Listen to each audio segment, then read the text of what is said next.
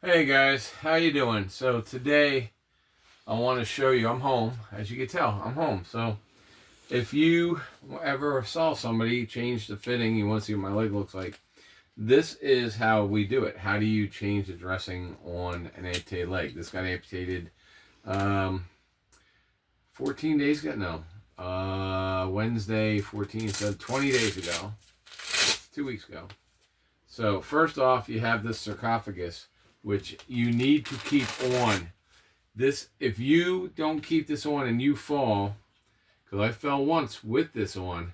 If I didn't have this on, they'd have to come back and basically cut my leg and amputate above the knee. And there's a giant difference from above the knee to below the knee. So I'm going to show you. So first thing we do is we take what is essentially a hospital pee-pee pad that they gave me a bunch of. So a lot of the stuff the VA hospital gave me. So we're going to take this off. Oh, there's a belt here. This belt holds that on so that it doesn't slide down. Alright, so I have my right leg amputated. And this is for people that are like, well, how's this going to work? Is it disgusting? There should not be any blood. It's not going to be disgusting. You don't have to look away. So this, which actually has come off a little bit, usually this is what happens. So you have your stump. They don't call it a stump in the hospital. They're not allowed. It's like not PC, but it's mine. I can call it a stump. So first thing is, this is what's called a head shrinker or shrink thing.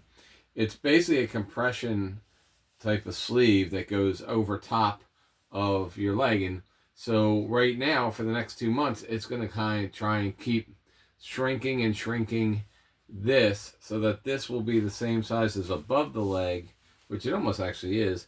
But it'll take about 2 months to get solid to where they can actually then work with putting a fake leg, peg leg, whatever you want to call it. I forget what they call it.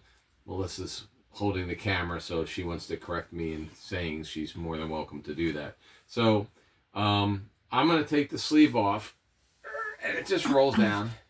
Now, this clear thing they give you is to help you put the sleeve back on. So, and by the way, it's very important to do your exercises. Your leg has to be able to be straight in order to get your fake leg on, or your fake leg's going to be like this, and you're not going to be able to walk right. So we do our exercises. You do a lot of things to make this straight. So when I first got this, my leg was so swollen, it didn't fit in. So what's going to happen is this goes in here. See how it goes in? But we will take this sock, and you'll see it when I'm done changing the dressing here. But the sock here goes over top of this clear thing. And then what I do is I will push this. It's gotta bear with me here. It's a pain in the butt. You don't need this. I put it on sometimes without using the clear thing. I just kind of want to show you what you do, what tools are available. So we pull this down all the way so it doesn't pop off.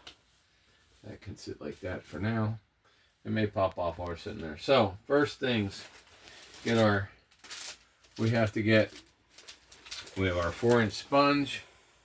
We have 2 non-adhesive, that's what these are. So these are not adhesive. There's no adhesive on here, but because we have the stitches there, we have to keep the stitches and we have to clean them.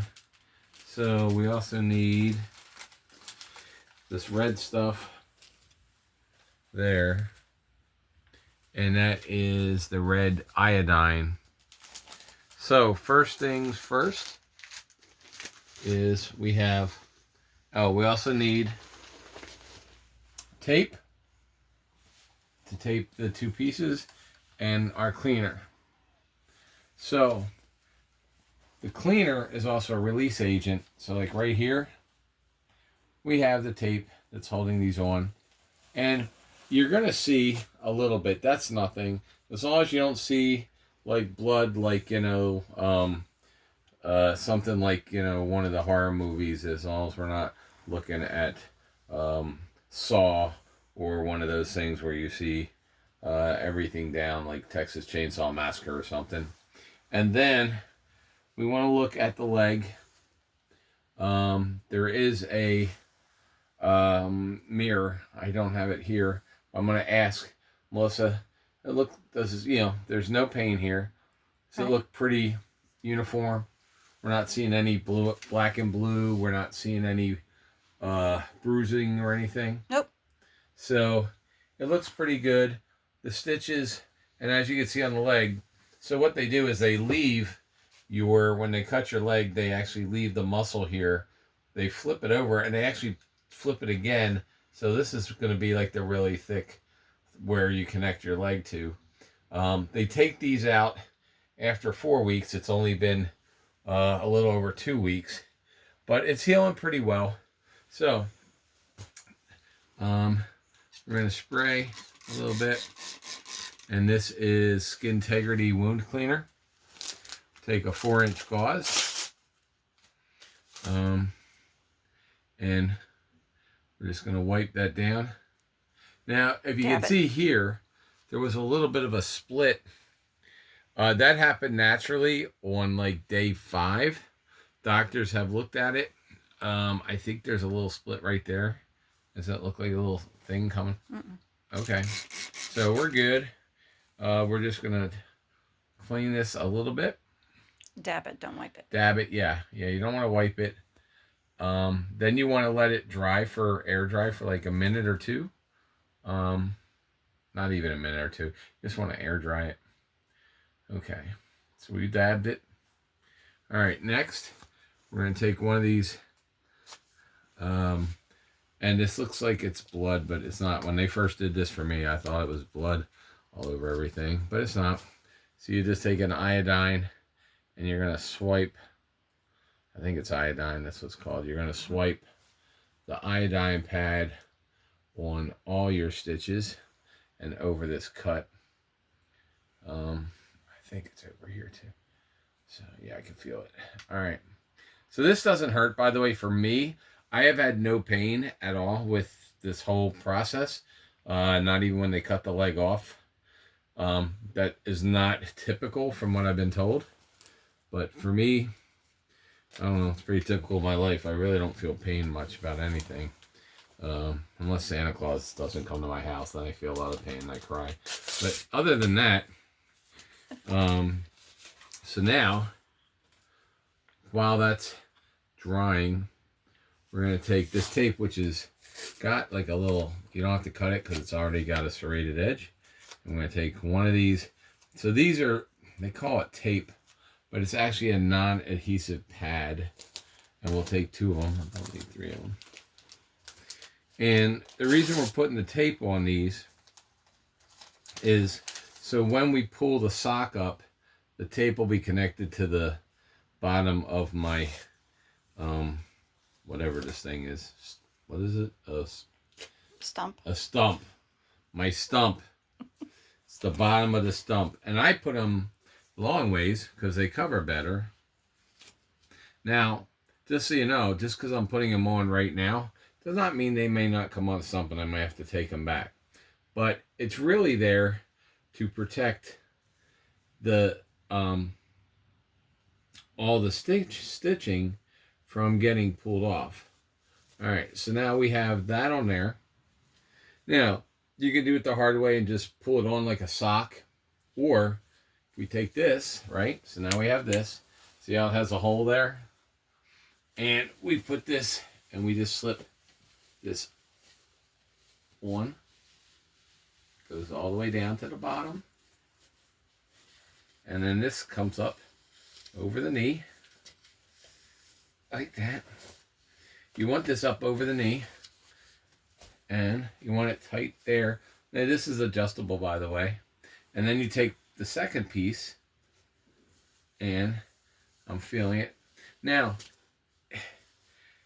it's not super, from what I got told from docs, it's not super critical that these things cover the stitches. The reason they cover the stitches is so this can go on smoothly and that doesn't pull on the stitches. Because when it pulled on the stitches, I saw stars and sunshines and unicorns and all kinds of stuff. That was the biggest pain that I did feel for like a millisecond. But we have this. Now this is done. We take our trash, which is all nasty trash, putting this back in my little kit that I have here that we made. I got my bin here, and I probably should have a trash bag, but I just have a bin for my trash. We'll put that in there. We'll throw that away. We keep this. Doesn't have anything on it, so we're good. We can throw this away because it's got spray and other stuff on it. You take your sarcophagus, or some people call it a boot, but since sarcophagus holds valuable things like King Tut's tomb and my leg, which is more valuable to me than King Tut's tomb, then you just put this back on. You put the bottom on, make sure this is toward the bottom, and then click that there. Put the top here on. Top can be tight because obviously they didn't cut the top, so top of my leg's good. And then you should have your knee here, and you have the little thing, which when I was in the hospital I would hide puddings in here and bring that was like my little snazzy spot for puddings and ice cream and spoons, and I would do that. And then you just put this belt around you, which, by the way, if anybody's a designer of a more comfortable belt, this is not comfortable, but it's necessary because when you stand up, this will all fall down because of the way it's made. Boom. All done. So there you see what it looks like after 2 weeks. So don't be afraid if you got if you had an amputation, or somebody you love has an amputation and you're going to go home from the hospital, or you've always wondered what it looked like. That's what it looks like. So I hope that's helpful to everybody. Thanks for watching all my videos, and I'll talk to you next time.